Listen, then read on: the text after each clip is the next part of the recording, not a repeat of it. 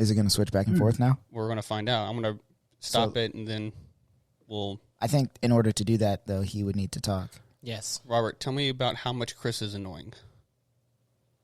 Well, I don't know Chris, but I wouldn't call him that. Smart move, Robert. Yeah, it is.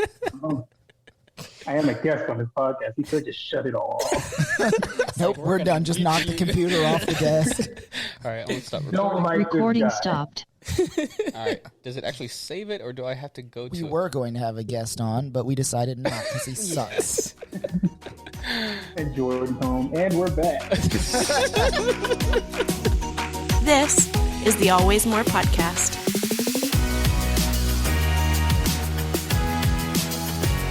Hello and hello. It is August 4th, and welcome to the Always More podcast, where we believe there's always more room at the table for honest questions, meaningful conversations, and a deeper understanding.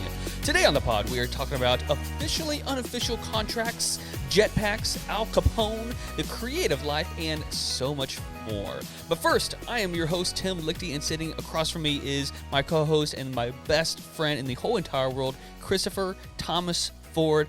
How you doing, sir? I'm doing all right, man. You doing all right? A little toasty. A little toasty. Power's been out where we are for a minute. So the AC hasn't been working, but I think it's on now, so I'm good. You were talking about train wrecks, and I think this is like this day has month, been the train wreck. This yes. month for recording has been that. Oh my God, it's been difficult. It's been rough. It's been hard. Right. But I think we'll be on the right path for the next few episodes at least. I hope so. I mean, depending on how you look at it, but yes. Yeah. So, guys, We'll see. okay, so obviously, if you're listening to this and you're watching this, you're going to see a lot of different things, but we're busy guys, and we're dads. Yeah. And so a lot of our recording revolves around our jobs and our kids. And so today, Chris came over at a reasonable time earlier. Yeah, I was here early You today. were early. The one day that you were early. I was here early today. My power goes out. And so we had to wait 2 hours for the power to turn back on, and so our kids can take a nap and just, yeah. And so we're trucking through. We'll figure it out. We'll figure it out. So today we're going to fly through our first and last segments because a little bit further on the episode, we actually have some special guests by the names of Jordan Bailey and Robert Edwards, and they're going to be talking about the creative lifestyle and their jobs and what they do as videographers and web designers. And so really excited, really pumped. And I'm looking forward to hearing from them. yeah, it's going to be great. I think this is going to be pretty fun. Definitely going to be a different type of interview because we have one in studio. Yeah. Yeah. Yeah. And we've got one via Zoom. That's right. And we're still using the free version of Zoom because #WePo. Right. So yeah, it's going to be... it'll be fun. It'll be fun. Well, okay, all right, let's move on then. Let's get into it. Let's get into our segments. Our first segment is Rec and Rev, which is our recommendations and reviews of the week. I'll go first. Yeah, please do. So just recently, after many months of delays, Black Widow finally came out. That's a little over a year, I think. Yeah. Weren't they planning on like January of 2020? Something like that. So it's been a while. I don't know. It's been a minute, yeah, for sure. So it's directed by Kate Shortland, who really does a good job of unveiling who Natasha Romanoff is. The action is good. I liked it. The acting was actually fitting. Like, I really appreciated all the actors like that they chose. I think they all did really well with one another. Great chemistry. Yeah. I loved the family dynamic that they gave to Natasha because it's really unfortunate because I feel like I wish I would have gotten this film before Endgame because because spoiler alert, she died. She did. But this movie does a really great job of kind of giving her a little bit more backstory into why she kind of stuck around in Endgame and why she would kind of became the I don't know if almost the Nick Fury of the Avengers in Endgame. Right, yeah, she had to run basically all the contact points right. of all the different heroes doing their different things, and yeah. Yeah, so anyways, I kind of wish it came out before Endgame because it kind of gives that more of a depth behind it. But yeah, it was a really good movie. I think I gave it like an 8 out of 10, but I liked it. I really enjoyed it. And of course, what's her name? Scarlett Johansson. Scarlett Johansson's really great. ScarJo. She's I've phenomenal. never been disappointed in a film I've seen her in, except for Ghost in the Shell. I haven't seen it, so Don't. okay. Like, it's an amazing anime. Yeah. That may actually be my Rec and Rev next time. It's an amazing anime, but when they tried to do a live action adaptation, they should have not. Just not. Just don't. Yeah. That's one of those things they should have left alone. All right, Chris, what you got for me, bro? So mine is actually a stand-up comedy special, which I don't know if there's like a disconnect between the mentally ill and stand-up comedy, but you'll notice that we like to click on to stand-up comedy for reasons. Yeah. Actually, one of my favorite comedians of all time, Tig Notaro. Yeah. She is a cancer survivor. She is hilarious. She is very dry wit, like low energy comedy, but it's always hilarious. She did a special called Drawn. It's on HBO Max, where basically it's a stand-up special like normal, but the entire thing is animated. So they had, like, I guess, cartoonists and CGI specialists come in and basically animate going back and forth between her stand-up, like showing her on stage as a cartoon, and then the stories that she's telling. Oh, I see. And she talks about everything from, like, the Kool-Aid Man to getting her wisdom teeth removed and then talking to strangers covered in her own blood.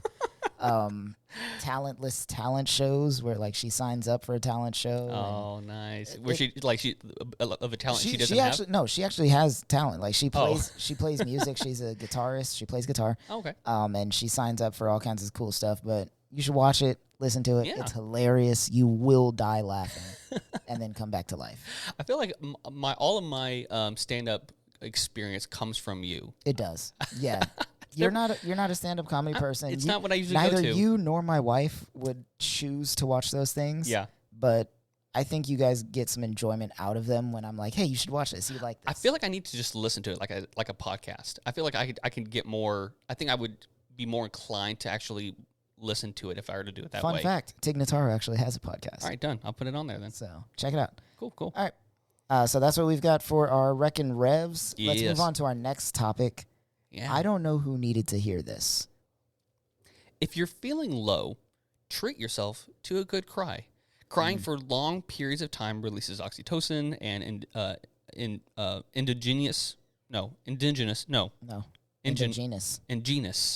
opioids. Indigenous. It's not indigenous. Guys, we're not experts. Otherwise known as endorphins. And so it's scientifically proven that if you cry, it actually does help you, make you feel better in the long run. Like, it doesn't fix everything, but it does help. Makes it better. Makes it better. Like I said, mentally ill, so I'm very familiar. Very familiar. But yeah. And I mean, I know I'm pretty much speaking to the choir here, but dudes, if you're listening, crying is okay. As long as you don't do it in front of other people. Shut up, dude. That's the exact opposite of what we're trying to get across here. It is okay to cry. Feel your emotions. Feel what you feel. Yes. Please. Right. What you got, Chris? Speaking of indigenous, I don't know who needed to hear this, but treaties exist for a reason. Come on. And putting a pipeline through indigenous lands is wrong. Come on. I don't care what you think the justification is, how many jobs you think it's going to create, what kind of whatever it's going to do for the country. These lands are protected by treaties signed by the government. And then when the government goes back on it and says, no, it's fine, this company can build a pipeline straight across the water. Like, as indigenous peoples, we know that it's not if this pipeline is going to leak. It's when and where. Right. Because 100% of pipelines are at some point going to leak. Yeah. They either do it during construction, shortly after, or it could take a long time, but it's going to break. It's going to release oil and all kinds of toxins into sacred lands, typically above water sources, and it's going to poison everything in the area. Yep. Water protectors are literally there to protect the water. It is wrong to run these pipelines. Yeah. That's all I got on that. Doing a lot of studying for a future episode that we're doing.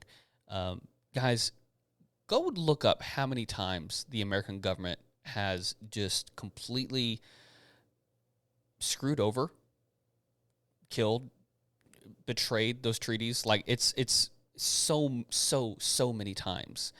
Mm-hmm. And I think, and you can correct me if I'm wrong, one of the biggest heartaches and the frustrations is it's like, okay, we should have gotten over this by now. Like, we should have, like, hey, if a treaty, you sign a treaty, then that's a legal contract. You go by it. Don't change it. That's Yeah. one of the biggest things here. Is like, Yeah, look, 1000%. we understand if you don't respect us as people, but at least, respect the contract, the legal contract that you're writing out. God, Seriously. Jesus. Like, you're the ones that wrote these contracts. Yeah. And then forced us to agree with them. Yeah. And then you don't, like, work by your own contract. Like, Yeah. you know what? We'll get in that in a later date. On Yeah, the we podcast. will. Oh, man. All right, let's move on because we could. Back on some happy notes.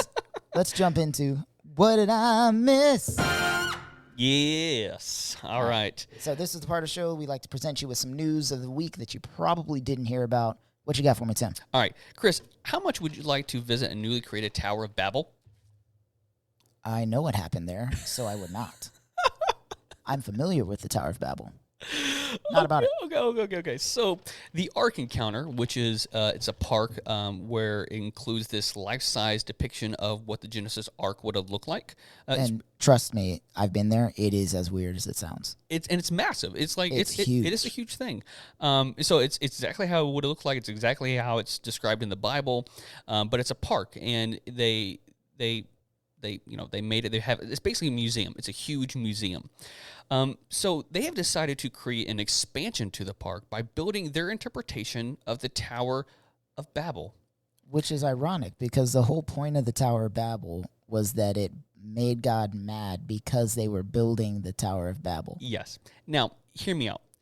I don't think God has a problem with us creating skyscrapers, but if you're going to create an extension to your exhibit or your park that says, hey, you know what, let's build something that God did not like. That God already told us not to do.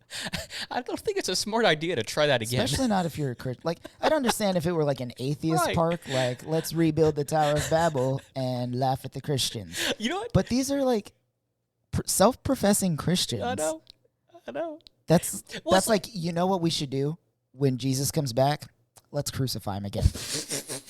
That's how I feel that kind of, like, in the face of God, they're just like, Oh, my you know? God. I feel like, you know what? I bet you this started something like what you just said. I bet you it was an atheist who was, like, being a smart enough. You know what? We should just go build a Tower of Babel, and some guy, like the creator, kind of was like, Actually, that's not a bad that's not a idea. bad idea.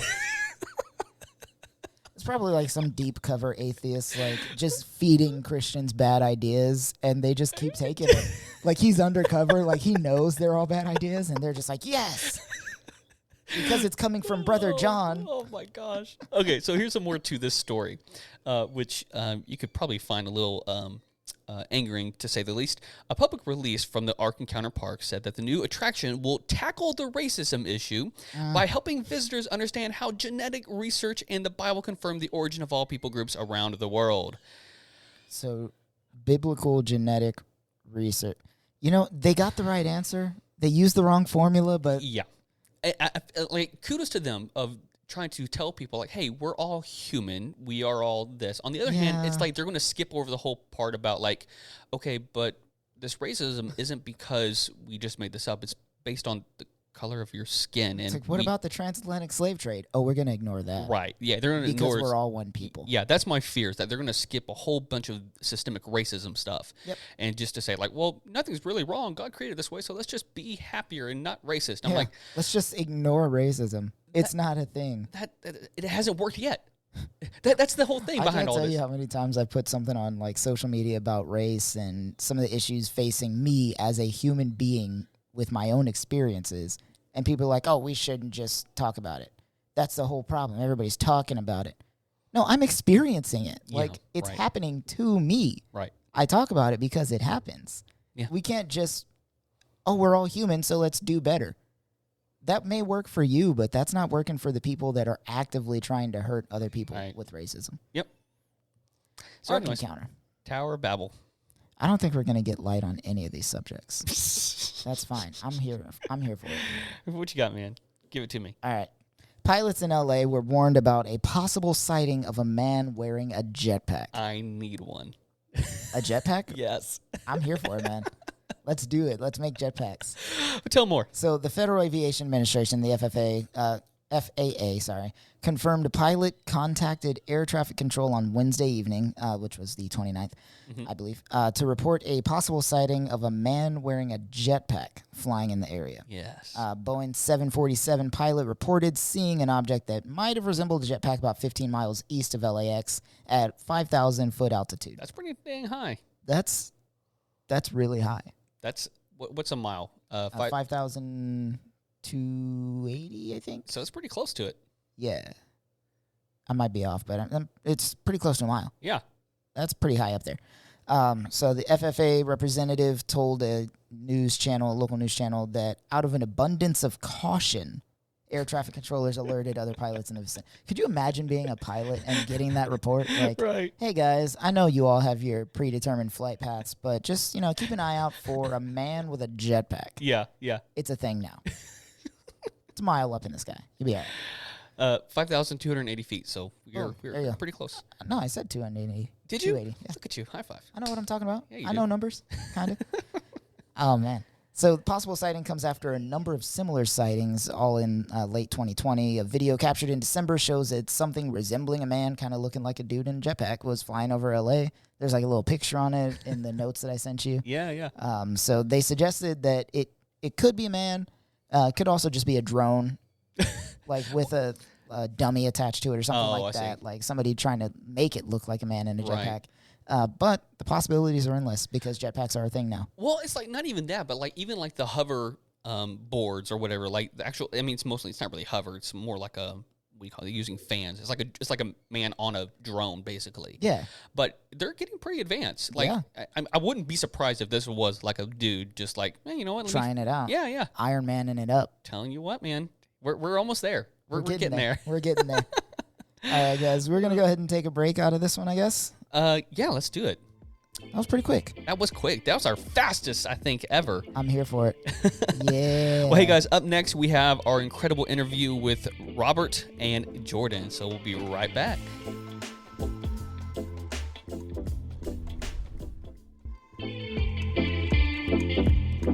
All right. We're back. We are. Back we are. Back we are. I'm so pumped about that. Yes. Like, it feels like it's been days since we left for commercial break. I missed you guys. Yeah, I mean, It's been a while. Yeah. So hours. behind the scenes, guys, if you're not watching on YouTube, we are recording this over several days because just a lot of different scheduling conflicts. And so Chris is going to be out of town and we can only schedule Don't and tell record. people that. Don't tell people I'm leaving. Okay, well, sorry to tell the truth. You have to cut that part out. I might actually be back by the time this airs. We'll see. We'll see. You hope. All right. Well, today, guys, we have a great topic. We have a fun thing, and as you can hear already, we got some additional voices that are now joining us. Yes. Today, we are talking about creativity, the creative process, the life of the creative, and the cultural impact of creatives. A lot of creativity. And to do that, I have on the show two people that I'm proud to call not only friends, but some of the most creative people I know in the whole entire world. To my left is Jordan Bailey, the man, the myth, the legend. And then to my right is Mr. Robert Edwards, the man that is the man above all mans. The man above all mans. Yes. Wow. Yes. Wow. I thought mine was good. I was like, when I said yours, like, wait, I gotta add some man equal. above- Got to make him better. Yeah. Okay. All right. Be better. I mean, he is bigger than me. Oh He's my stronger. But I gosh. mean, like, Okay. Let me say my thing. Okay, Jordan go Bailey ahead. is from Junction City, Kansas, and currently resides in Killeen, Texas. He is a videographer that aspires to be a filmmaker. And Robert Edwards is from Killeen, Texas, but is currently located in Atlanta, Georgia. And Robert is a graphic and web designer that's looking to just make cool stuff for cool people. Guys, welcome to the podcast. glad to be here. Thanks, Very thanks glad. for having me. And honored. Been waiting. You've been waiting. Yes. I know you were so ticked off when we had Tierra. I wasn't ticked. I was ticked. I was happy to even like just be in the room. I'm just happy to be a part of Yeah, this. I was like sitting on the couch and I was just like, yeah, I can't laugh too loud because you guys will hear me. So it was good. Yeah. I liked it. Well, welcome. We're glad you're here. We are glad. Robert, dude, you are in your new apartment. It looks nice, man. Yeah, thanks. I've been watching, and I was like, yeah, Tim is probably never going to contact me for this podcast. and then out of nowhere, you're like, hey, we'd love to have you. I'm like, oh, really? Oh, me? Little old me. Robert, I got to ask, man. that plant in the background there, is that real? Oh, there's one that's real. There's one that's not, and then there's like 5 over I here. was gonna say he's got a lot of plants. that are. Okay. I mean, it's like you got good lighting. So He's I a mean, plant dad. you're a plant dad. Yeah, For sure. I would consider myself one. I killed a couple on the way, unfortunately, but Oh, you know, man. I'm It better. happens, though. I mean, yeah.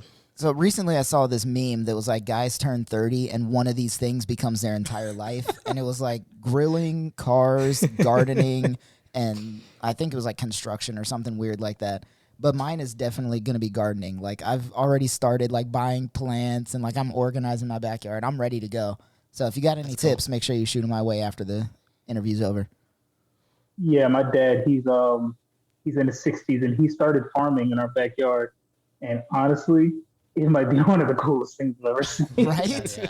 Dude, some of those gardens, man, they're Very they're interesting. killer. Yeah. All right, guys. Well, hey, I want to Yeah. start off this podcast with just hearing a little bit about you guys. So tell us a little bit about yourselves, what you like to do, what's your favorite things to do, anything and everything, bro. Anything about you that you want to share. You want to me? Okay. All right. Yeah, you- All right. Me? Okay. I think we're going to have to tell them who's going I think first. so. Yeah. This is Jordan, you go This is first. Jordan speaking. No, I'm Jordan. Like you said, I'm a videographer. Want to be a filmmaker one day, make my own movies, commercials, Come on. all that. Really deep diving into that. I like sports. I like basketball. That's my favorite sport. Who's your team? Well, you're a player, kind of. You follow players, don't you? Oh, it's a- this is Robert, bad it's blood. weird times, isn't it? it's very weird. Okay, so Very yeah, weird. but I do like the Lakers. We're getting back together. We'll be back. But I'm, other than sports, I like to hang out. I'm mostly an introvert. I can be an extrovert around the right people. Yeah. Yeah. I think that's just called an introvert. I mean, yes, but like it Like, depends. If it depends on the people and the situation, I'm Yeah. pretty sure you're still just an introvert. That's true. That is true. Thank you for clarifying that. But yeah, I mean that's really it. And I live in Killeen. I love to travel. If I lived in Killeen, I'd love to travel too. Yeah, I mean, I was about to Austin. say. Yeah. That's why Robert is Yeah. not here with us Yeah, today. I in mean, person. yeah, Robert ran away, left Robert me made the behind. smart decision. Yeah, he did. Yeah, I'll make that decision soon, but yeah, that's me. Never coming back. They all say that. Yeah, they always make their way. Yeah, I know. Robert, what about you, man?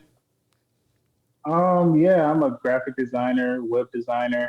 I lift weights. Obviously. You really do, man. You got some Basketball. games. Yeah, he does. Yeah, I play basketball. Basketball and football are my favorite sports. Funny enough, never played football past the middle school level because my parents wouldn't let me.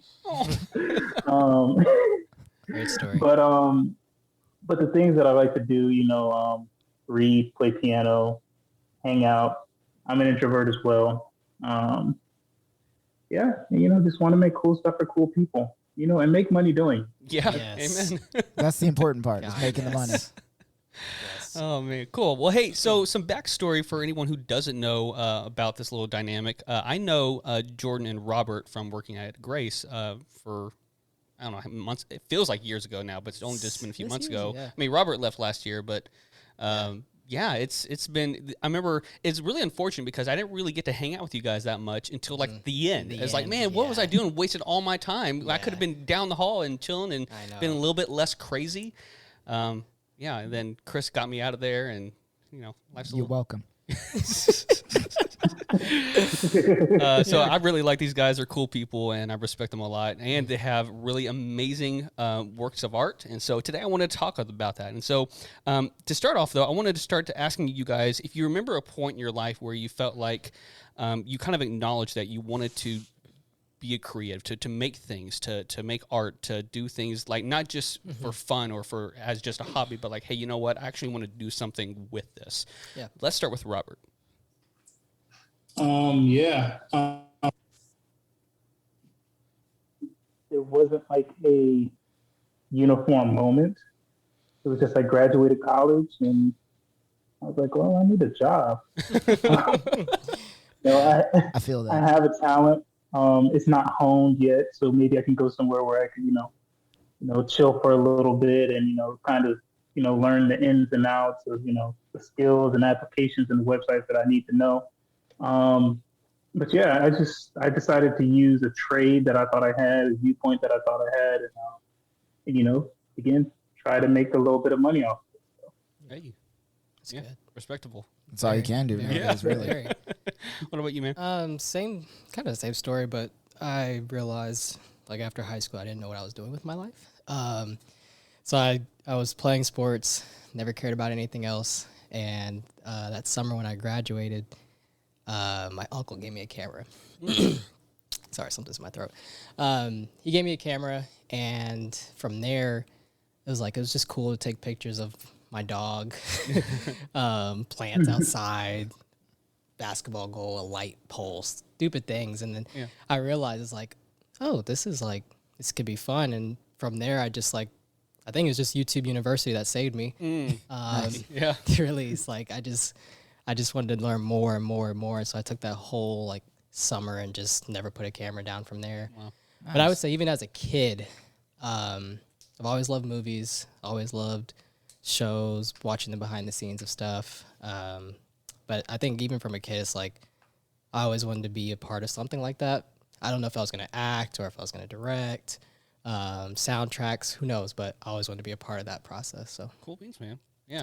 We loved it. We have definitely a share of a love for movies and stuff. Yes. A lot of times you and I will be texting or just talking about random movies coming out, whether it's MCU or I'm trying to convince them right now to watch Midsummer. And it's always fun to talk about that should be stuff. Fun. You know, I like to text about movies too, guys. Well, we'll make a group chat. We do have a group chat now. We do. Yeah, we do. You act like as if I don't talk to you about this stuff. Not with me. me. Not with Jordan. Yeah, not with me. Oh, okay, okay. I specifically told you, hey, Tim, I need new, better friends. You did not. When did and you say were that? Like, don't put me under the okay, bus. cool, sounds good. This whole time, you've been holding Jordan behind a curtain. We could have been friends. Okay, fine. This is very true. I need new, better friends, not you. Maybe that's why he didn't do it. He didn't want to be replaced. Oh my gosh. All right. Chris, take us into this next question before we start drawing. So obviously you guys were trying to make some money off of your art. Was there a particular point that you imagined like starting a career from your art? Or was it just kind of like gradually over time? Jordan? I say gradually over time is like, I think once I realized I was like good at it and I realized like friends that I had that kind of did the same thing and, like basically telling me like, hey, you're like really good at this. You don't need to be doing this for free. Like, yeah. I think that type of thing is like realizing my worth very early. I think not super early. I'd say like a year in, I kind of realized. And that's how I started working at Grace. I volunteered in the sound booth and just worked my way up from there. And then I was obviously getting paid from that, but like separate from Grace, just building my, my craft there. I realized there, like, okay, I could branch off and do something that could just get paid, by myself. Yeah. So, cool. Yeah. Robert? Yeah. Well, for me, I'd never did it for free. Because of course I learned while working at Grace. The funny thing is, after my freshman year of college, me and a group of friends, we started a clothing line, and I didn't even know that some of the stuff was graphic design, some of this was social media coordination, some of the stuff was, just business coordination. But we started a clothing line called Paraga, which some people that are listening in Colleen might know about. So that was probably my first step into kind of graphic design and kind of putting out a product out there. I consider that part of my experience because I learned a lot. Right. A lot and a lot again about just about dynamics, about like purpose, figuring out like, hey, do you and certain people have the same priorities when it comes to this? Like, what's the goals? That's experience that you just can't you don't get in college. Yeah. And you might not even get from a regular job if you're not like the business owner of it. So I never really did it for free. I always did do it knowing that I had a certain amount of value. But it is something that I look at and say that I would do for free if I had to. You know, it's not something to where it's like without money I wouldn't be doing it. Yeah. You know, something that I really do enjoy. Cool. That's awesome, man. Dope. What would you guys say would be some of the biggest challenges facing creatives today? Robert, we'll start with you for that one.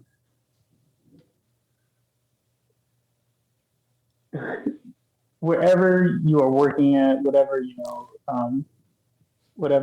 wherever you're doing your work at, just making sure that the people that are in charge of you, the people that are working around you, different things like that, understand that the value, understand your value, and understand like to pump resources into that value. You know, when you get into media, when you get into, you know, putting these different like materials together, you start to realize like how everything around you is media. Like I live right beside a Home Depot. Like, I see the typography of those letters. Yeah. You know, like I see like in everything, like a book cover, you know, like you know, you watch a Netflix, like, you know, you see like all these different things, like you see like a visual hierarchy, all these things, like, so when it comes to that, like, I would say it's harder to be your best self when you're kind of not, you know, bet on. And Right. I think that is one of the biggest things, just because I've always I am somebody that likes to listen to people older than me, that, you know, that I believe in, you know, like wiseness and, you know, experience. But a lot of older people, this is another one on my list. A lot of people in the older generation like how things have always been done. Yeah. George's face, yep. Mm. Like how things have always been done, and it's like this has always worked for us, and it's like, Yeah. But has it though? From my perspective, But it has it could be really? better. Like, It can, yes. it could be better, and honestly, from my perspective, I don't know if I agree. Yeah. You know, so new ways of thinking has always been a big thing for me. I've always loved leaders that kind of are older but have like a young mindset. Yeah. You know, that aren't just like staunch in their ways, and it's like, yeah, I've done this for 30 years. And they're like, oh no, I learned this new way of this lower thirds transition, and like, you know, let me show this to you. And it's like, that's dope to me. Like, you know, like when somebody that's older is willing to learn new stuff. Yeah. Like that's a leader that I can get behind. So.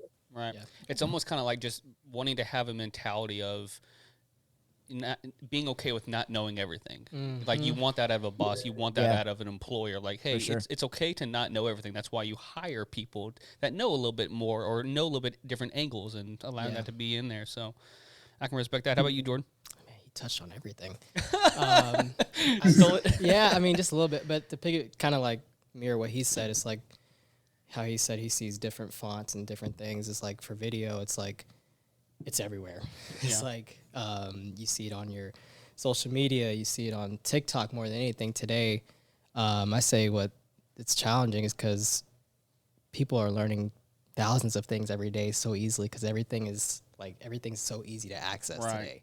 Like I was saying, YouTube University is like everybody can access any tutorial almost. And I think that's challenging. It's kind of like, for me, it's like I want to keep up with all those people that are doing the same thing as me, but at the same time, it's like, dang, they're out in like Europe, you know, doing all these drone videos, but I'm here doing this in Colleen. You know, it's like, it's tough to kind of like stay tunnel vision to what, you know, like realizing what your worth is. You know, it's like, but for me, it's like it's gotten better over time. Like when I first got into it, I was like, dang, everybody's a videographer. Like this is what everybody wants to do now.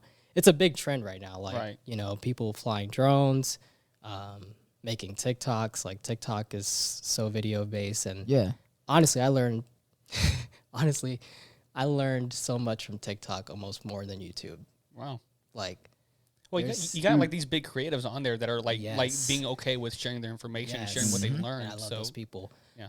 They're the best. But like, there's certain things that are like, wow, I've been doing this like this way, taking forever for so long. And it's like, no, you just do this simple like, Command S or Command P, and it does it like that. Right. But I just say that it's like there's just so many creatives. Now, the cool thing about that, though, in my opinion, is like obviously there are so many like higher tier creatives that you can learn from, and everybody's on TikTok, everybody's making videos. But the more you pick up and you actually apply to yourself, the more you separate yourself from everybody else and get Exactly. closer to those higher levels. Yeah. So that's really cool that even though everybody can do it, not everybody can be the Jordan Bailey of this video. Because you can add, once you learn those things, you could just add your own little Right. creative spin Yeah. to that. So Just adding it to separate your own yourself from personal everybody library else. and- I like that. Cool. Robert, I want to talk about something that you didn't mention in your synopsis, and something that I think is a hidden gem of yours, and that is your vocal talent. oh man. Oh, great. Could you tell me about 12 a.m. and Dryland? Oh, yeah. Yeah. He didn't know we knew about that. Nope. I didn't tell them. It makes It's sense on of why social we didn't media. I have was a gonna say prompt. he did some stalking. We do our research. I did man. research, bro. Uh-huh. Maybe, how long has it been? Like 5 years ago. I mean, I've always sang, and then my brother, he started meeting people in Austin. He was like, hey, you want to come to the studio session? Let's, you listen to some beats or whatever, and we can, maybe figure something out. And I was like, cool, yeah, whatever. He said, come at 11 p.m. I was like, okay, 11 p.m.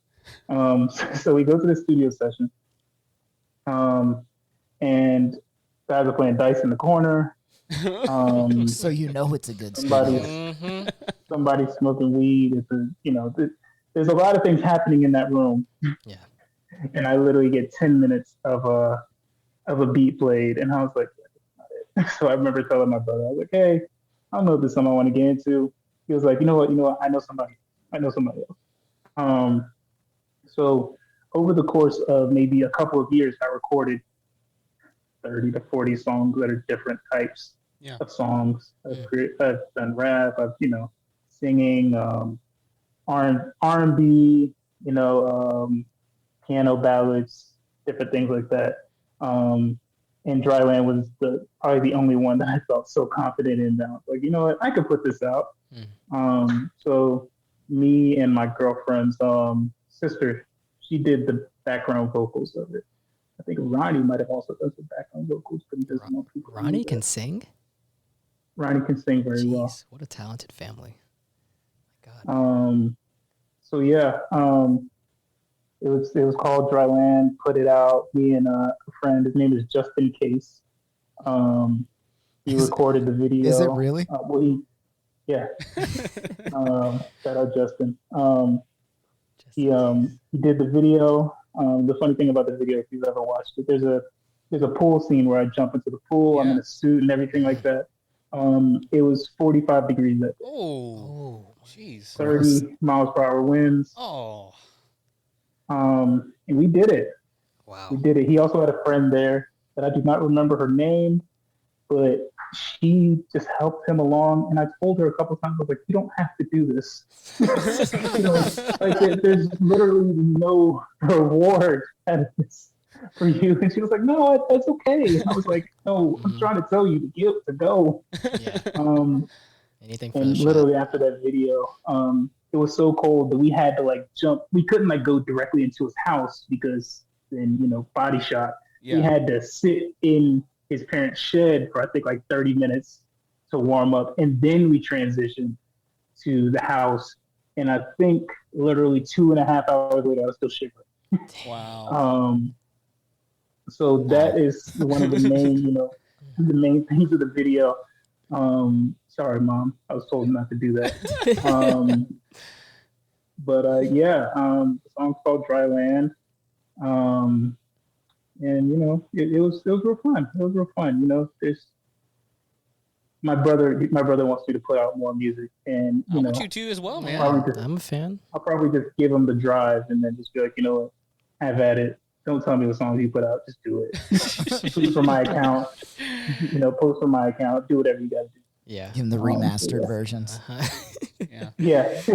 Man, listening, because I remember listening to it a while back, but listening to it again, just doing all the research, man, it was really just a powerful, like it's a piano ballad. It's really amazing and deep, and then when I saw, I didn't realize that at first, but seeing the music video too, I was like, man, this is some quality stuff here. It's like, okay, we got some talent on our hands over here. Real good. Yeah, For sure. yeah, I appreciate it. And Justin, he's really good. He's really good at what he does. And I was glad just by happenstance, run into him, and create a friendship. So Cool, yeah. man. Cool. Cool beans. Awesome. All right, so Jordan, speaking of projects that are a little more individualized, last year during the George Floyd protests and everything, people began to go to the streets. You were always there. You filmed your experience. Your videos, Unheard and Unity, really moved pretty much anybody that watched them, Yeah. Tim and I specifically. We believe that it showed locally what was happening nationally. I went to a couple of the protests that we had in the area. I didn't see you there, but I'm sure you were there while I was there. For sure. I might even made a cameo if you caught me. Yeah. It's like in the background, you just see me. Like, yeah. So why did you feel the need to document what was happening, and what was filming like during those protests? I say like it's taking me back. It's been a minute. It has been a minute. A lot has happened since then. Yeah. Jeez. Yeah. I say like putting it out, it's just like during that time there was a lot of negativity happening in the US, just, with George Floyd, obviously, the ones before him. And I think around that time there's just a lot of bad protests.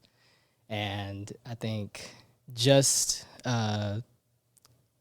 being there, it's like it was just peaceful. Like there was no moment where it was like, oh crap, this is about to go bad. I think there was a moment where the guy was like, oh, let's get some new iPhones at Verizon. And everybody was like, no, we're gonna keep walking. We're not doing that here. Yeah.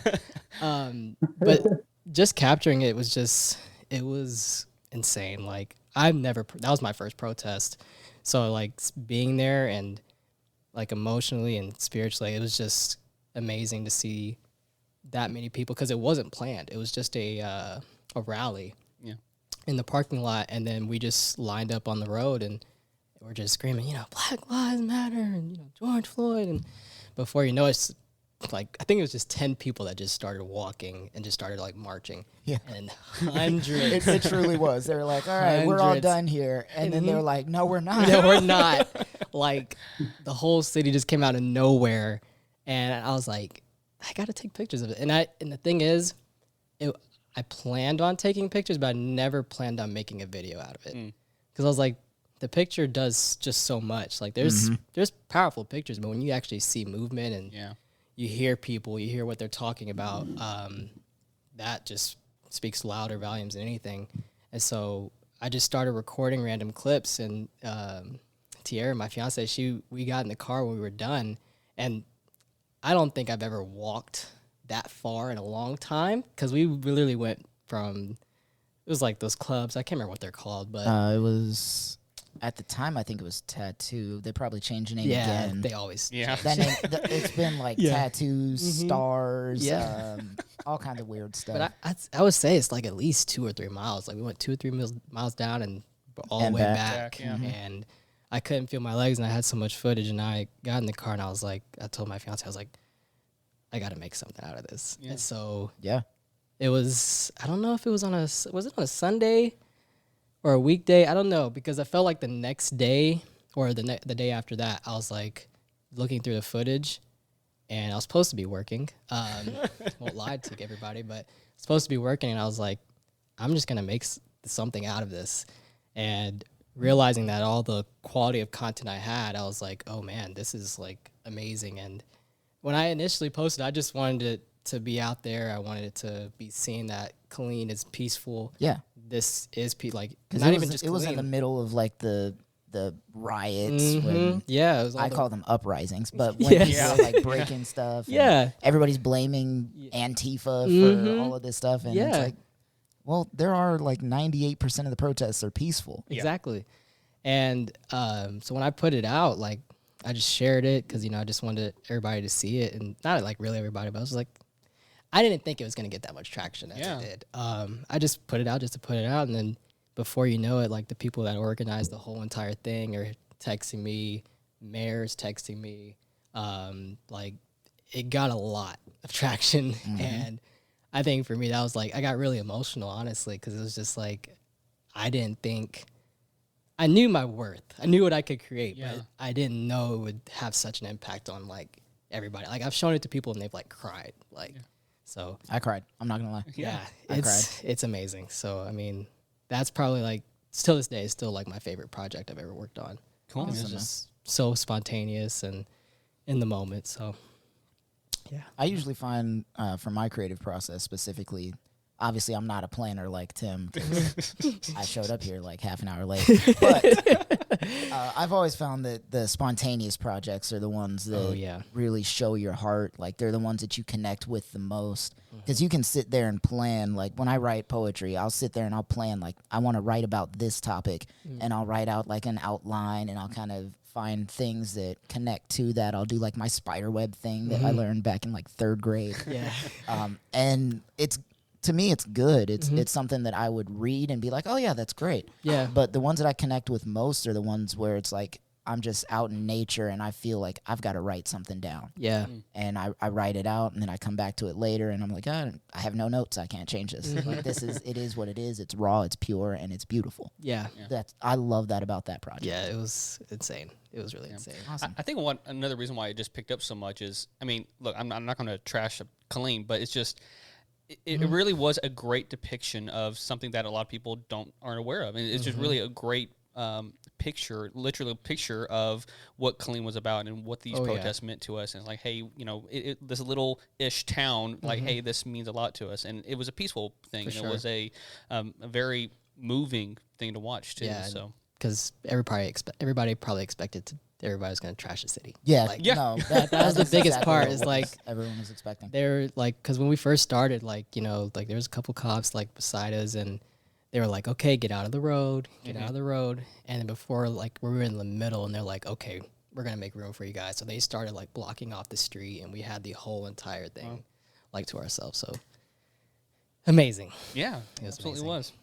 All right, well, let's move on to a little bit lighter stuff for a second here. What is some of your favorite equipment? So, I mean, it could be anything that you use on a daily basis, or maybe something that you want to have and that you've used before, or what is something that you just love having or love to use? Let's go with you first, Robert. Well, of course, I work off Adobe Creative Cloud, so I always need that. Yeah. My MacBook is my prized possession that I own. So nobody can take it away from me. Amen. And also, but what I do love like my Mac desktop. It's so high powered, and, you know, like so much more storage, and it could just take a lot bigger files than what I can on this MacBook. But of course, the MacBook is portable. I can take it anywhere. Yeah. So I think those, and I always need my external hard drive. I think I have a 3 terabyte external hard drive. So I always keep that with me because I'll never have enough files for that. There's never enough space. Yeah. Never. That is true. Never. All right, man. I can fill all KISD files on that. What about you, Jordan? It's hard for me. They're like all my children, man. Like I love them all. Like I don't value, because they all take a lot of value. Obviously, they're all expensive, but you know, dang, it's hard. I'd say my drone is probably my favorite. I guess you could say, yeah. Just being able to see everything like from an aerial view, like rather than like Google Maps. Yeah, it's like live Google Maps. That's how I look at it. But I'd say that like it's really cool to how easy it is to just literally just connect it to my phone, and it's super small. It's like I fold it up, and it's the size of this. Yeah, I could just take off anytime not anytime that I want, because the FAA is getting complicated. Oh, are they?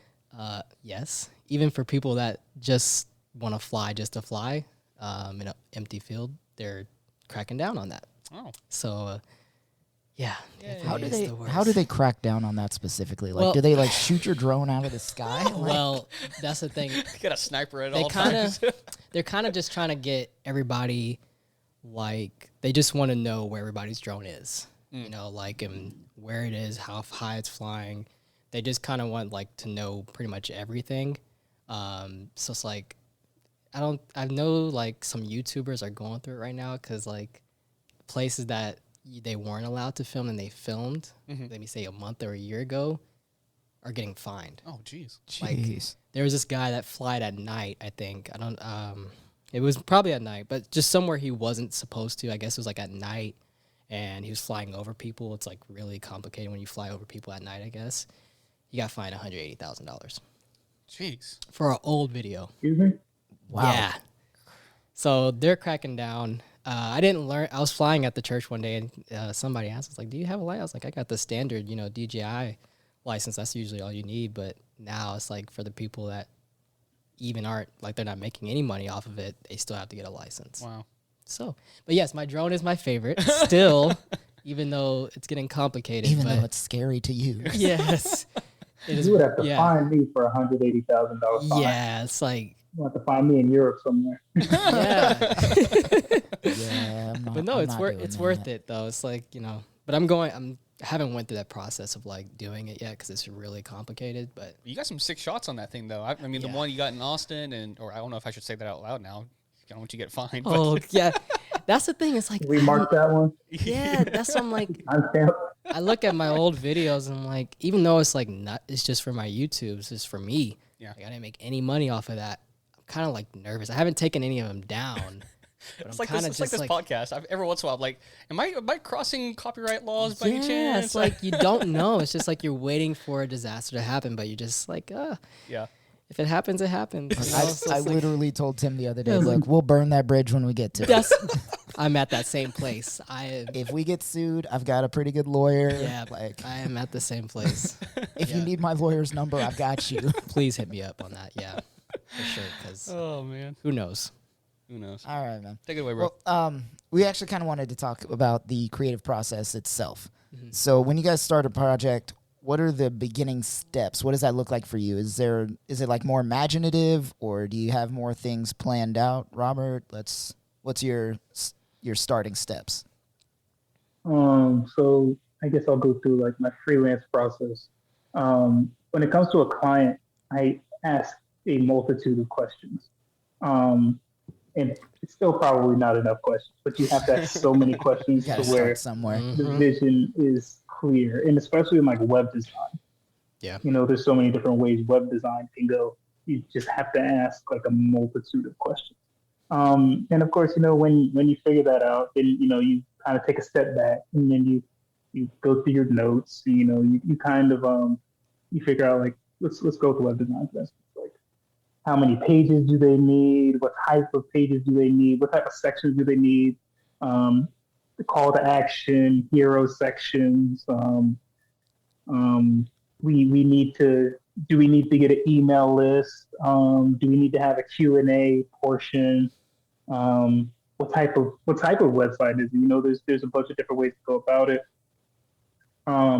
So when it comes to like a freelance web design, project, a lot of it is about like, okay, I got these details. They like these colors. They got this icon for a logo.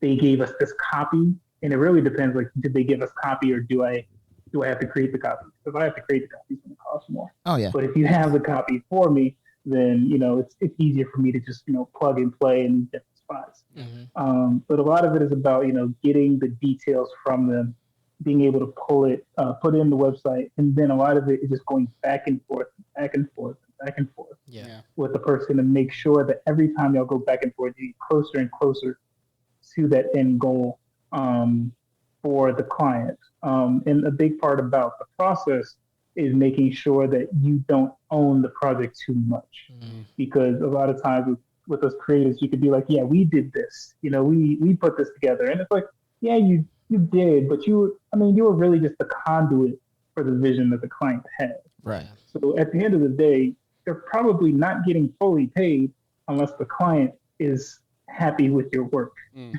You know, Yeah. so at the end of the day, it's really about doing what makes the client happy, and that can, that can have its repercussions. That can have its problems. Right. That can come with the famous question or the famous statement of, I don't know what I like about it, but I don't know what I don't like about it, but I don't like it. Yeah. That's the always a dead end fun one. question that It's you like get every once in a what while. was that show?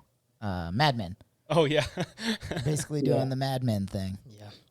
Yeah. Yep. So yeah, it's really just about like making sure that each time that you talk to the client, you have poignant questions that is able to make sure that you get to the center line. Right. Because if we just keep walking it right here and it's just not meeting at the middle, then the person, relationships can, like you might not have a good client, create a relationship. Like you want to make sure it goes as smooth as possible. And usually at the end of the process, usually you have a final call to make sure, okay, these are the objectives that we went over to start with. These are the objectives in the middle portion that we made sure that we're on the process of being met. And here is an example on your website of the objectives being met.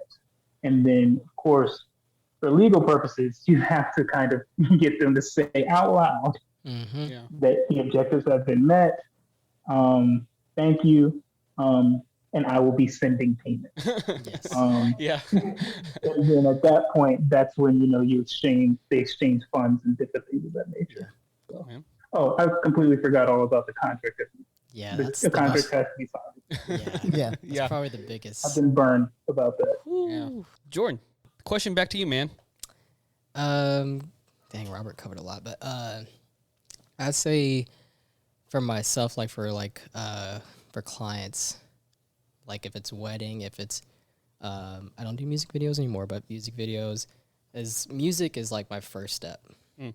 Because I learned music is like the pathway for me to make a really good project, rather than just getting all the footage that I have together and trying to make something out of it.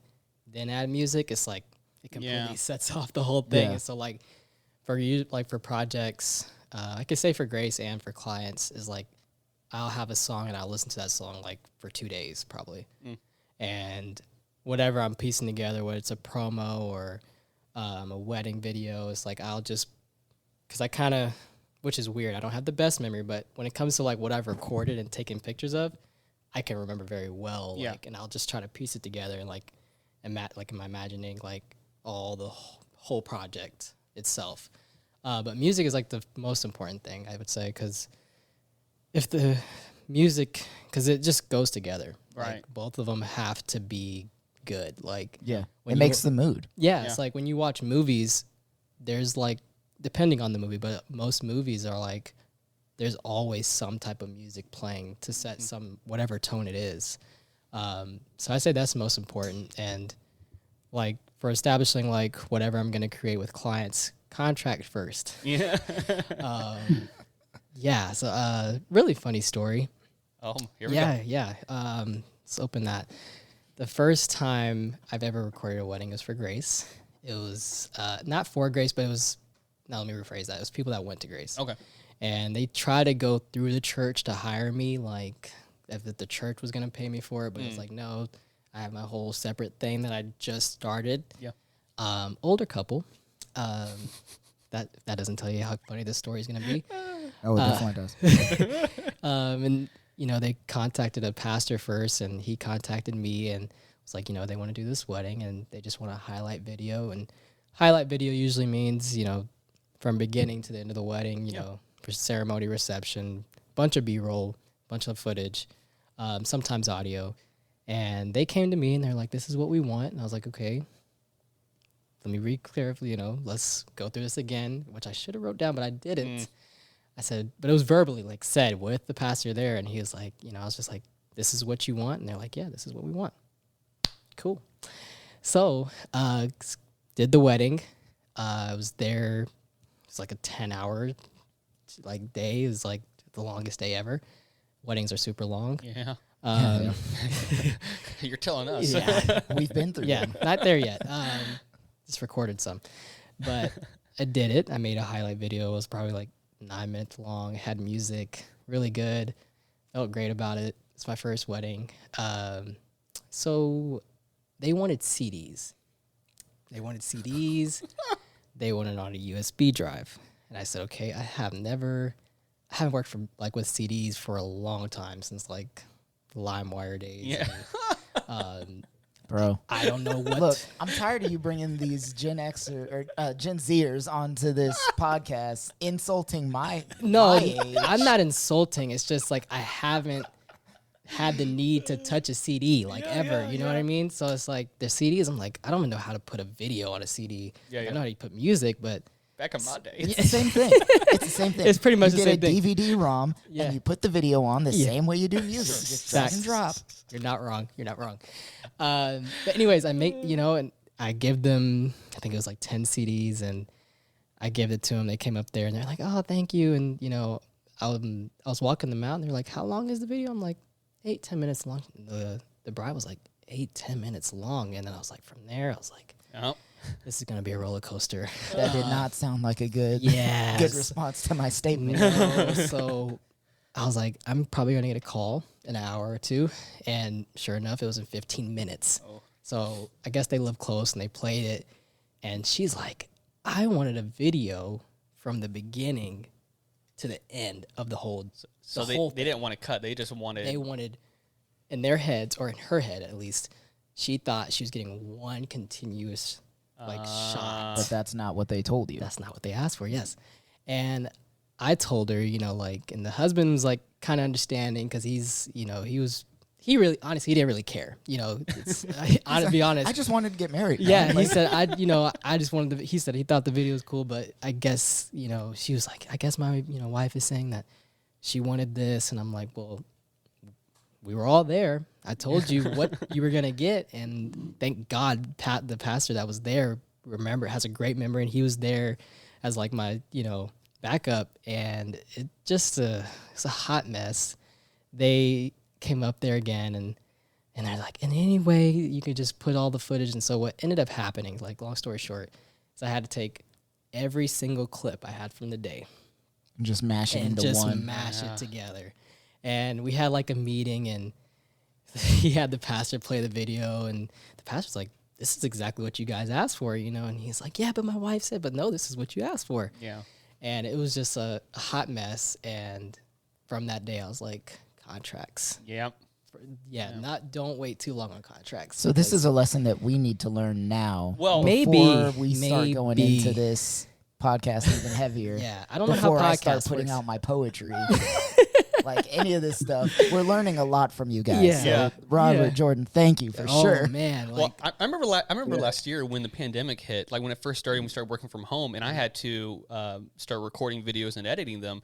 I remember writing out a post saying, "You guys, I didn't understand what you guys had to go through, because what they just asked of you required hours and hours and hours to do. And So more when some. you guys do stuff, it's not like that's just their hobby. Like that's just Yeah. what they know. Yeah. That's a job that you put in effort to do. Like Mental, that physical. 10-minute video took Jordan like 10 hours of being there, and then Yes. however long to edit week. and Right. it took a week. music and all that Yeah. stuff. Like how long does it And take let you to me do a also- website, Robert? Oh, days. Yeah. It depends. Yeah. It depends. Yeah. But let me say this, like, sometimes like projects take like really quick.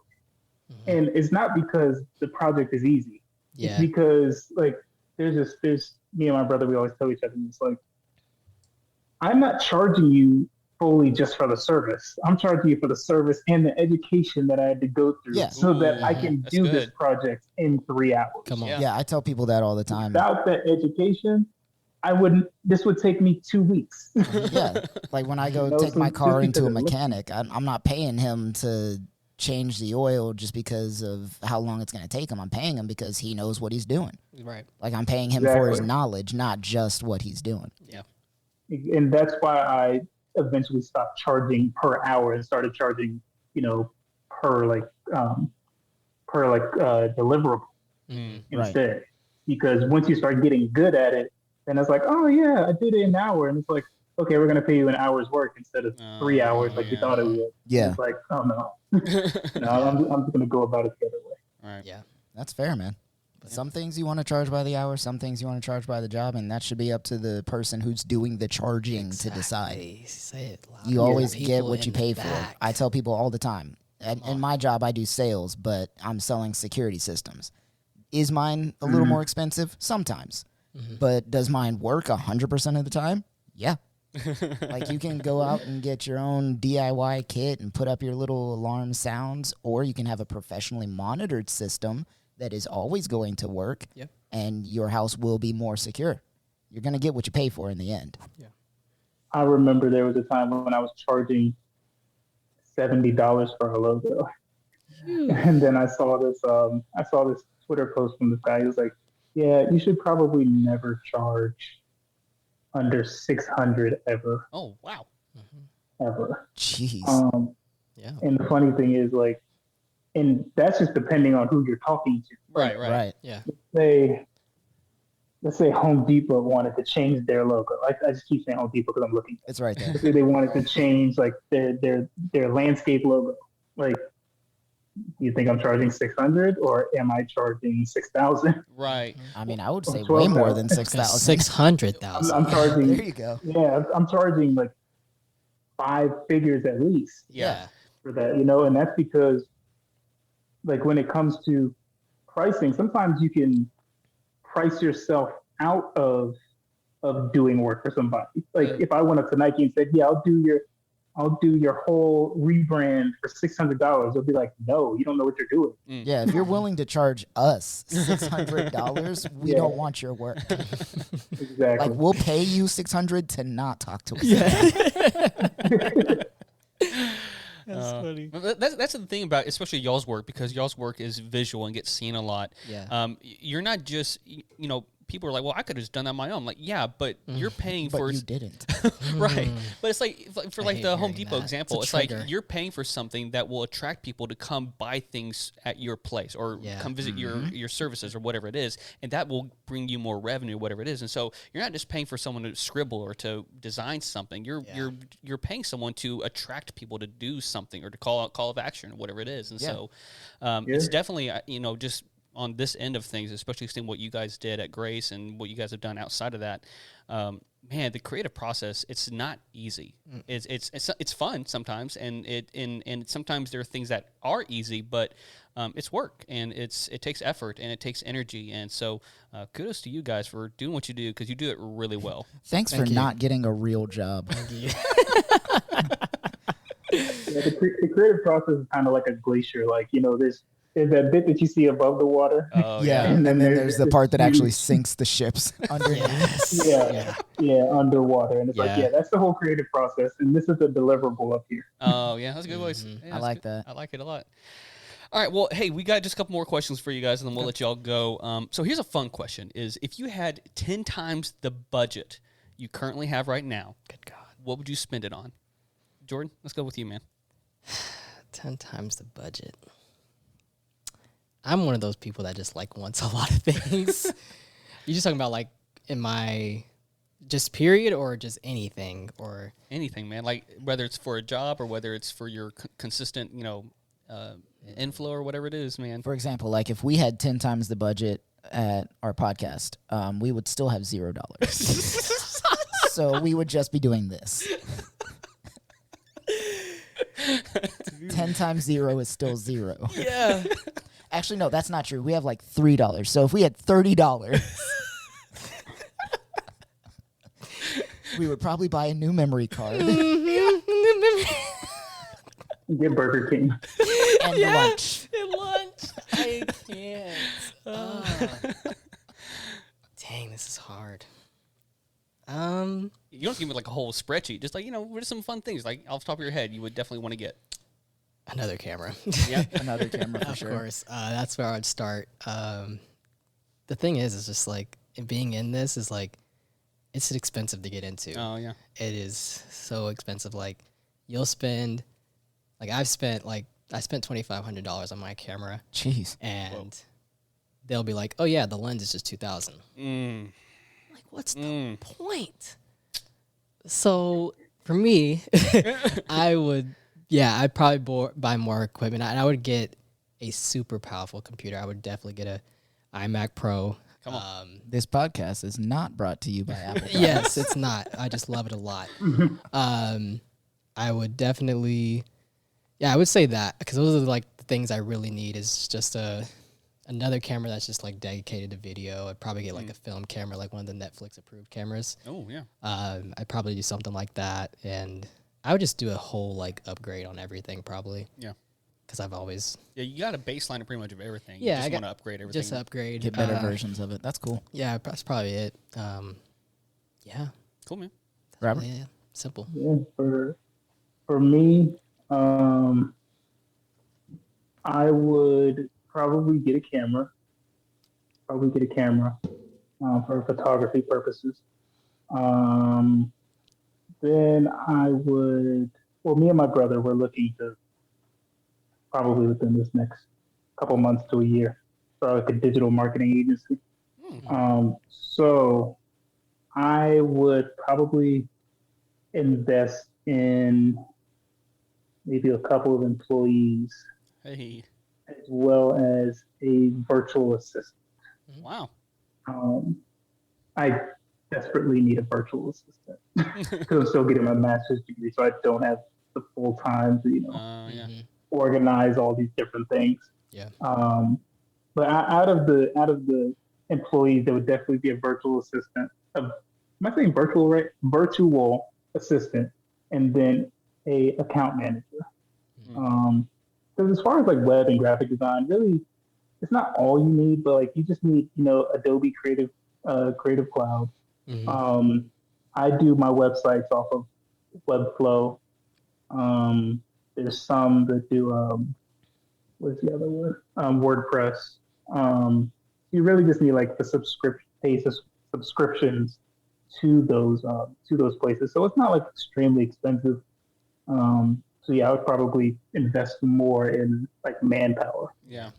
Well, kind of like what you were hitting on with earlier, Jordan, is like when you were talking about TikTok and finding people and they're talking about shortcuts to doing things. I remember, again, I was just complete amateur, but like watching you guys, a lot of the things that I asked you guys about or I watch you guys, it was about time-saving things. Yeah. Like that's really a lot of it. It's just time management and learning how to better take care of your time and to be able to get things done more quickly, more efficiently. And so, yeah I can understand that, man. Yeah. To add into mine, I would get a studio space. Hey. Oh, yeah. I just that's thought of always that. I was like, I can't work in the garage forever. There's only so much space. It's hot. Definitely a studio space to do probably just like photography and videos too. Even a place where people, because I don't want to stay here forever, but something that's not around here is like a space to do that. But I would probably rent it out to other people, other creatives, wherever I'm located. Because if I was making 10 times, I would be. Yeah. So I'd definitely get out, follow Robert's footsteps. I'd probably get a studio space. Cool beans. Be cool. All right. Last question for you guys. Just real quick. What project or creation is your pride and joy? What are you guys most proud of that you've done? Oh, I can't go first. I'm gonna pull up my portfolio. Let me. We were just talking about mine. If you want to just double back about it. Yeah, you can. Actually, no. I say my favorite is probably the Sounds Like Grace video. To go on that, it's probably the first time at Grace that I was probably ever just able to just, here's the project, do whatever you want. And I was like, I've been waiting on this for 3 years, man. And like break me out of my, get out of this box. But no, shout out to like Aaron and Pastor Brian that really gave me that like open, book to just, do whatever you want. Right. And it was based off a song that River Valley sings. And it's kind of like, this is what grace sounds like to me and to the church and all that. And we kind of just ran with, what sounds like grace to you. So we took this whole court and we had a sign. It was like, what sounds like grace to you? And people came and wrote, no, not what grace sounds like to you, but what have you been delivered from by God's grace?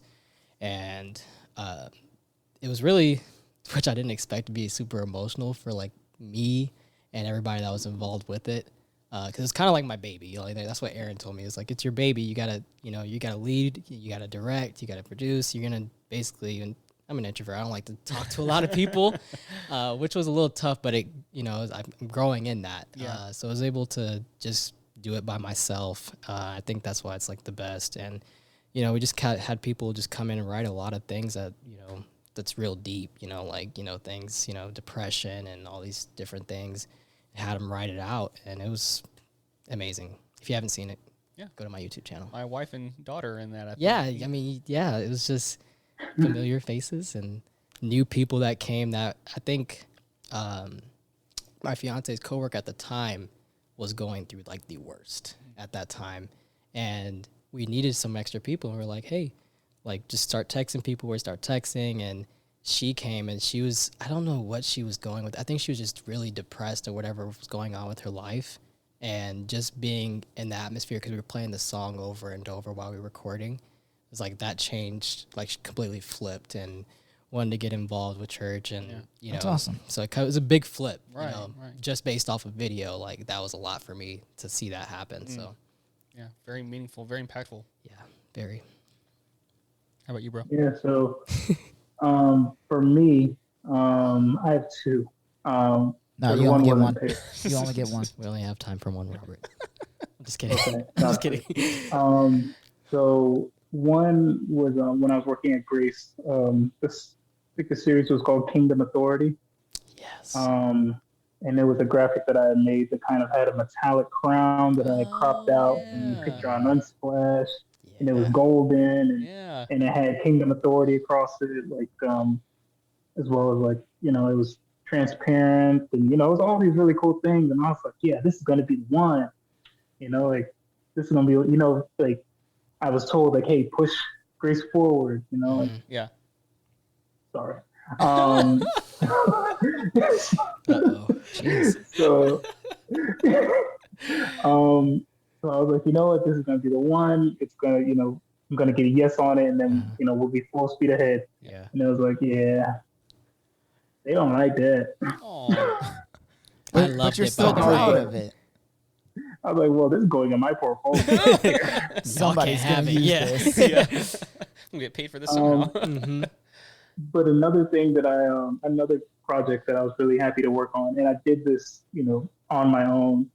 Whenever I interview, a lot of interviewers ask me like, "Hey, did you do this for Nike?" Like, I'm like, "Well, I did it for them, but they didn't pay me for it. I sent it to them." But it's my Nike basketball banner ad campaign.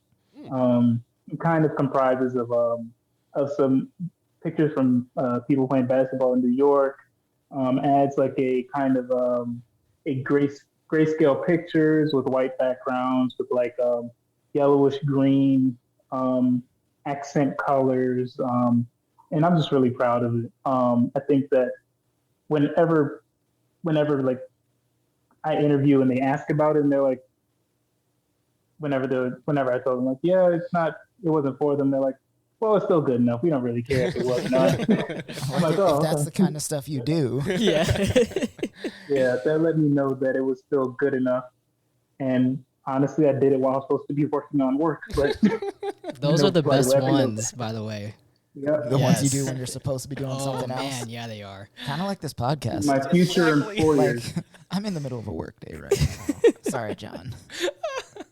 It's fine. To He my doesn't future listen. employers, I don't do this on the regular. That was part of my past. Yeah, we've changed Right, from here on out. for the most part. Oh, man. Well, hey guys. Unfortunately, we're closing at the end of our time. So before we leave, though, of course, we'll put this in the show notes. But I want to let you guys just give us what you're working on, where people can follow you, whether it's personal, professional websites or whatever. Where can the people find you? They could find me on YouTube, Instagram, and my website under J Bailey Media. Sweet. It's all the same. All the same. Nice. Sounds Yeah. They can find me on Instagram at 12 spelled out __.am. I just post, pictures of my life, different graphics, workout updates, different things like that. I also have another Instagram account that is robertedwards.95, which is where I post some of my graphic design content. My portfolio is robertedwardsdesign.net. If you need to contact me, you can contact me through there or email me at edwardsr5991@gmail.com. Do web design, social media campaigns, brand concepting, strategy, different things of that nature. So Cool, man. Awesome. Well, I think I definitely speak for Chris, but thank you guys for being on the show and for being really just awesome people. And Chris, you got anything to say before we chop out? No, man. Once we do start making some money, though, we need to check these guys back I'm out. telling you, man. That way we can actually pay them what they're worth. We can afford it. We can afford it. Once we make $600. Yes. So in about 4 Yes. or 5 years, you think? About that, yeah. Yeah. Going at the pace we're going now. And it will be in writing. Oh, no, we will contract Right, Robert? everything. yeah, it'll be in writing. No, thank you guys for having us. Oh, absolutely, That's guys. Thank you again. And I think that's it. So after this, we'll go back into the rest of the pod and do some other things. But, guys, thank you again so much. And we'll check you guys out another time.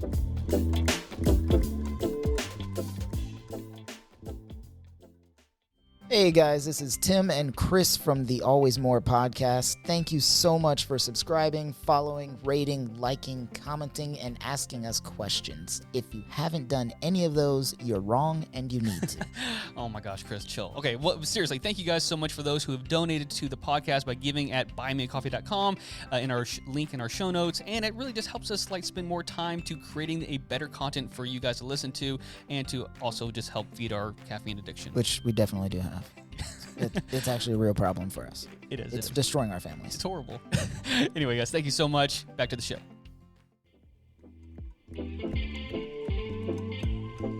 All right, we are back. We are back. Back again. Man, that was a again. good conversation with those guys. I love those guys. I miss them. I feel like it's been days since we talked to them, though. It's been a minute. It's been a minute. That was good stuff. Hey guys, I know we were talking about this before we went on the break, but make sure you guys go check them out. Go check out their Instagram. Go check out their profile. Go check out their website and stuff. Go see what they got. Hire them. Yeah, go. Yeah, if you can Sign contracts. Pay them. Hire them for what you need. Please do. They're really cool people too, so you can trust them to, be men of their word and to do what you want. And No, for sure. Be respectful and. I don't know about Jordan, but I know any money that you pay to Robert is going to those plants that he fathers. Oh, that's right. Yeah, That's a good he's point. a single plant father. So. Well, then Jordan's getting married, so it's probably going to go a lot towards his honeymoon. Oh yeah. Come on, guys, help them out. Help them out, man. They need some honeymoon money. That's right. Some honey money. All right, so before we move on, we got some fan shout-outs that we want to do real quick on We Apple. always love fans. Yes, we love you guys. On Apple Podcast, Destiny D. Carr gave us a review that said, the first episode I watched was 11 Zoomers because my friends were guests. I loved the different segments and the input in that episode, so I started some other ones, and I loved it. Thank you so much, Destiny. We love you. Yes. I don't know you, Destiny, but I love you. Thank you. We appreciate that. Thank you for the review and for the kind words. And then on YouTube. Yeah, so we have Skylar Ryan, who said, first time watching and I'm obsessed. Y'all are funny and so entertaining. Thank you for the show. You're welcome for this show. You're welcome. Yeah. You're not welcome for that. I apologize on behalf of Tim. But no, thank you. We love to be entertaining. We're glad that you find us funny. Yeah. I've always known that, I'm pretty funny. I'm hilarious, but it's good to know that we're hilarious as a unit now. That's nice. So thank you. Yeah, thanks. Thank you. All right. Moving on, we have Ask Chris and Tim. Yeah, so this is a section where you guys post your questions. If you haven't done that, you might make it on another episode in the future if you do. Yep. So Charlene asked, why are you so connected to Marvel and Star Wars? And some of us cannot comprehend. How can the lost connect? I'm guessing this is directed directly towards you, but at the same time, me. We both talk about it, but... We do, but it's mostly you. She's mocking you is what she's doing. So why are you so connected? Oh, my gosh. So Charlene used to work for me at Grace, and one of the funny things is just I've always been in Star Wars. I've always, allowed it to be a part of my life, and so she's probably... Yeah, you're right. She's probably just kind of poking fun. But Star Wars and Marvel, Star Wars I grew up watching as a kid.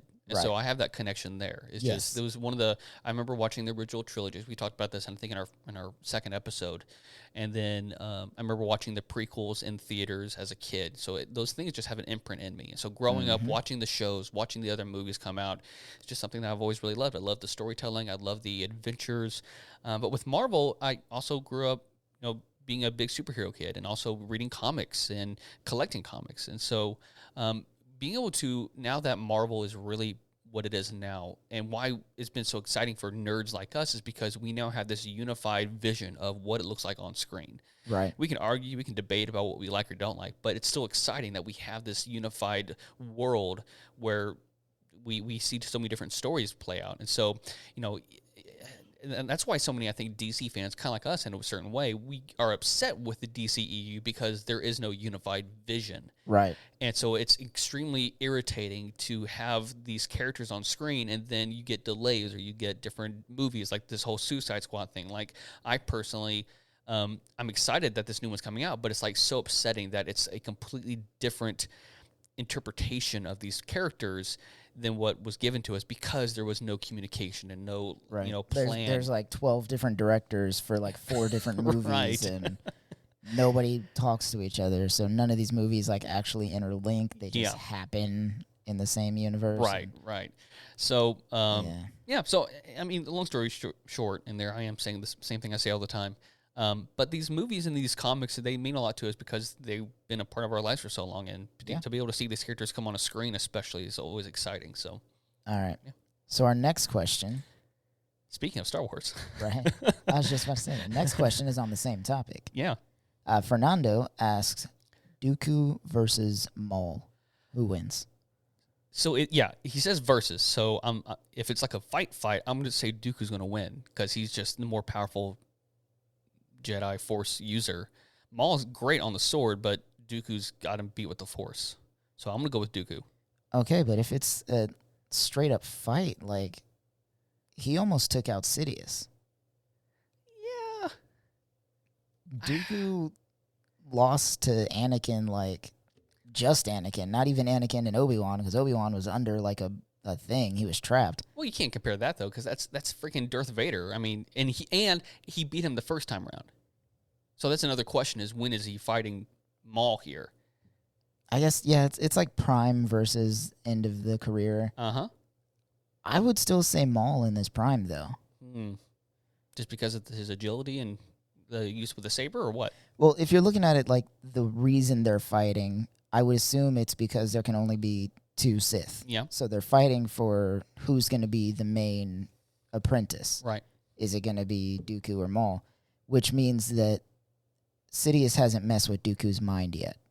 Yeah. Or, not with Maul's mind yet. Right. So Maul is literally at the prime, like the top of his game. And I think he could take Dooku. Interesting take. I don't know. At the point of even Clone Wars, I think Dooku was still extremely powerful. And granted, he might have been deteriorating by the time Revenge of the Sith comes out, and maybe that's why Anakin beat him. But I mean, he beat Anakin the first time around, and Obi-Wan for that matter. That's pretty incredible.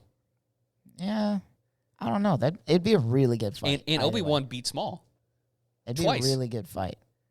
Yeah, it would be. I'm down for it. Thank you for that interesting question, Fernando. Yeah, I appreciate it. Cool. All right, moving on. Our next segment. Things I learned from the internet.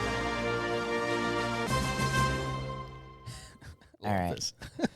So have you ever heard of this guy? You guys actually share a name. Timothy Dexter. Sounds familiar. So this guy is like one of the luckiest businessmen in the world outside of, obviously, Jeff Bezos. Okay, do tell. So this guy bought. So business takes a lot of skill. Like, you got to know what you're doing. You got to have the right investments, and you got to have the right timing for your deals and all that. Yeah. But it also takes an incredible amount of luck. Okay. So you have to be at the right place at the right time, know the right people. You've got to catch those deals before they happen so you can make the maximum amount of profit and then sell before all of this stuff. So this guy, Timothy Dexter, one of the luckiest businessmen to exist, bought a bunch of U.S. currency before the Revolutionary War, which at the time was useless because they only took British money, right? Yeah. So he buys his currency, and then out of nowhere, this ragtag volunteer army in need of a shower defeated a global superpower. Yeah.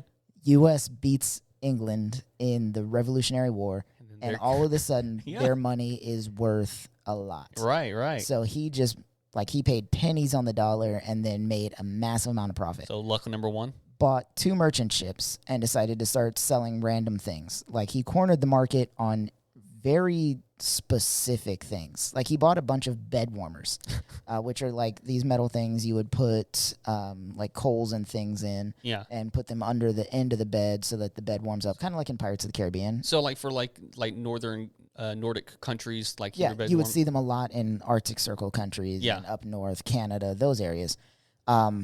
He bought a bunch of those and ended up selling them in the West Indies, which, as you know, is Cuba, Puerto Rico. Hot. Yeah, it's like the Caribbean islands. It's hot down there. Okay. He sold them, though, as giant molasses ladles, and they bought them. He sold out, made a crap ton of money. Wow. And then he thought to himself, I'm going to keep going with this weird stuff. So he tried to sell them a bunch of mittens. He sent mittens down to these tropical beach lands.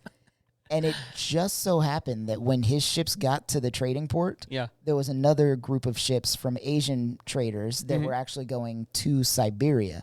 They bought all of the mittens. Wow. To sell there? To sell in Siberia, which is where he should have sent his boat in the first place. But, whatever.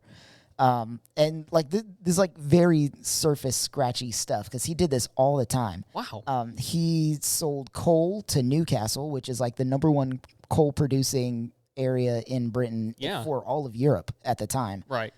It just so happened that when his ships got there, they had just started a miners' strike. Oh my gosh. So they weren't producing coal, and he sold his for a massive profit. Wow. He sent Bibles to the East Indies where there were no Christians, but it just so happens that there were some missionaries that forgot their Bibles. So they bought his entire stock of Bibles. Wow. It just keeps happening. He sold whale bones to a bunch of corset makers. He bought a bunch of stray cats on a whim. And then how do you buy stray cats? He gathered them up. He paid people to gather a bunch of stray cats and was like, I'm going to do something with these cats. Took them back down to the Caribbean right as a outbreak of rats started happening. They had a rat infestation. So they were like, give us all your cats. And he was like, give me some money. Oh, wow. This dude just could not do wrong. He made so much money. Wow. Just doing all kinds of crazy deals like this. He's a really weird dude, too. It's all by circumstance. He wasn't incredibly smart. You can read stuff that he wrote, his books and things like that. Real weird guy, Timothy Dexter. Wow. But crazy luck. Dude, that's so wild. You ever think about people who invest in things that are so off the wall and then become millionaires, billionaires? Like Dogecoin. Yes. Yeah. Perfect example. I think I spent maybe $15 and bought some Dogecoin. Yeah. And then I had a friend that was like, "Oh, it's going to hit 100% profit increase. You're going to hit $1 and then you can resell it." And if I had done that, if it had made that, I would have made $1,000 on it, which is insane to think about. Right. But it didn't. And I only spent $15, so I think I'm still in profit. If I were going to sell it now, I'd make 25. Right. Still fun, man. So cool, man. Yeah. History, people, business, cats. All right. So speaking of history, here's a fun thing I learned on the internet. Al Capone, the gangster, the notorious gangster who lived in Chicago, is the reason why we have expiration dates on milk bottles. Nope. So now this is an oversimplification, but it is theoretically. I mean, it's true, but I'm oversimplifying this. But so after his niece became extremely ill from bad milk, the powerful Chicago gangster lobbied aggressively for expiration dates to be put on milk for the safety of children and pregnant women. Now, if you research him more, you'll find out that he was actually also trying to get out of the whole, alcohol business because it was about to become illegal again. So he needed to find another way to make more money. And it just so happens at the time that milk was one of the most profitable ways to make a huge amount of money. So he was getting he was sneaking his way into the industry. And this just so happened. You're telling me that Al Capone was into milk. Yes. Like how are we gonna make money, Al? Yeah, we're gonna get into milk. See, yeah. right. Milk. So Malk. yeah, so we have Al Capone to thank for expiration dates on our Well, milk. you know what? I follow those expiration dates religiously, so thank you, Al Capone. Well, that was it. That was our things we learned from the internet. That was really nice. I enjoyed it. A lot of history today. I learned more about Al Capone than I ever thought I would know. Yeah. I'm here for it, man. All right, next up, one of my most personal favorite segments, and that is Shower Thoughts with Chris. So, like, why don't we tell people that they should have a happy birthday when it's not their birthday? Like, that way they can prepare for it. Like, preemptively, like, hey, when it is your birthday, have a happy one. Like, in the days leading up? Yeah, I mean, anytime. Like, if I see you in the street, obviously I know your birthday's in September, but if I see you in, like, January, I'm like, hey, happy birthday. And then in September, you're like, that guy told me to have a happy birthday a while back. I think I will. Like, why does it have to be on your birthday? Like, it shouldn't be weird for me to tell you happy birthday. Okay. That's like, hey, have a nice weekend. But it's like, have a nice birthday. Whenever it is. Sure. I guess it's because it's only like one day out of the year, and if you say it to me 6 months before my birthday, it's like so out of the blue. Is it, though? Because you're going to have a birthday. Sure. Whether you're alive to see it or not is another thing, but you're going to have another birthday. I mean, would it be the same thing if I were to say, like, hey, I hope you and Nell have a happy anniversary? Yeah, exactly the same thing. Like, people in, like, December 2nd are like, hey, Merry Christmas. Obviously, I'm not having a Merry Christmas on December 2nd, but on December 25th, I'll have a Merry Christmas. Yeah. So why not, hey, happy birthday. Thanks. Okay, well, that leads to a whole other argument Look, we could these have are just here my about. shower thoughts, No. These are You the brought things I this think up. about You in the brought up shower. Christmas thing. Okay, look, the Christmas season goes on for too long, my friends. Okay. I think it's not long enough. How? What? I am all about the Christmas season, man. Okay, but you're telling me that should go on for 2 months? That's ridiculous. 6. No, shut up. No, that is ridiculous. 6 months. No. No other holiday gets that privilege. That's not even fair. And Are you saying that all other holidays are equal to the birth of our Lord and Savior Jesus Christ? I think if I'm telling him. I think if you're going to bring up religion to tell. this, I think Easter should probably have a little bit more of a precedent. 6 months of Easter, then. 6 months of Easter, 6 months of Christmas.